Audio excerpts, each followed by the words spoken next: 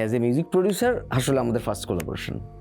So সেই জায়গা থেকে বুলবুলি গানটা আমি যখন করি, সো ঋতু আর ওরা দুজন মিলে গায়, so that was our first collaboration. কিন্তু সেটা তো আর মানে দুজনের কোলাবোরেশন না, শুধু it's a big team, it was a big team, অনেক মিউজিশিয়ানসকে নিয়ে, সবাইকে নিয়ে আসলে।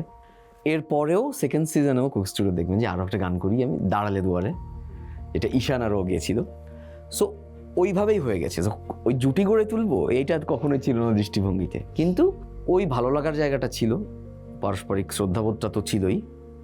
ও বলতো যে বলছিলাম ওই মজি নামের অর্থ কেন, সো দুইজনে এক্ষেত্রে একটু না বেশ আর কি। হ্যাঁ, আমি তো সাপোজ ও বললো যে ভাই চলেন কিছু একটা করি, এটা আগের কথা বলছি আমি, তো আমি হ্যাঁ শিওর চলো স্টুডিওতে চলে আসো, এরকম মানে কনভারসেশনটা এরকম ছিল। কনভারসেশনের পরে 6 মাস চলে গেছে, 1 বছর চলে গেছে, কিন্তু আসলে যে গানটা নিয়ে কাজ করার আমাদের দুজনেরই ইচ্ছা ছিল হয়ে ওঠেনি করা। ও ওর কাজে ব্যস্ত, আমি আমার কাজে ব্যস্ত, আর এত ব্যস্ত আমরা থাকি যে যখন একটুখানি মানে শ্বাস নেওয়ার বা দম নেওয়ার সুযোগ পাই তখন মনে যাচ্ছে আজকে আর কিছু না করি। আমার মনে এটা সবারই হয়। এটা শেষ করে আমি বলছি, সো দেন একদিন ও আমাকে একটা গান পাঠায়, এটা খুবই পুরানো একটা হিন্দি গান, ইয়ে রাতে ইয়ে মৌসম।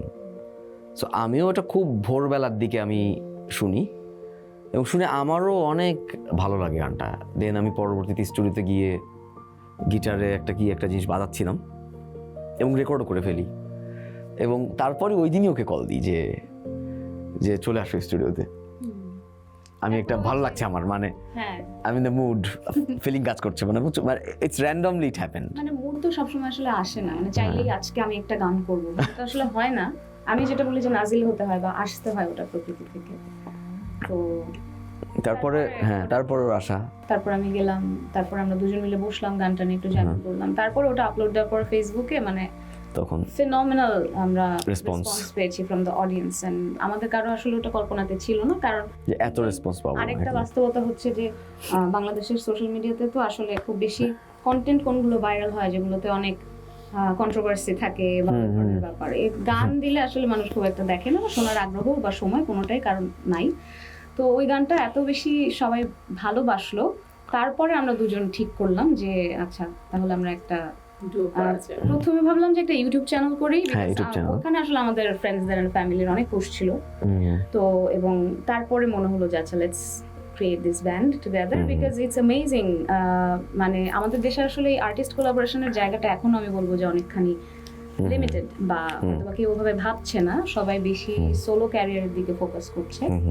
কিন্তু যদি এমন হয় যে one of the finest musicians are getting together and collaborating, এর থেকে তো ভালো আর কিছু হয় না।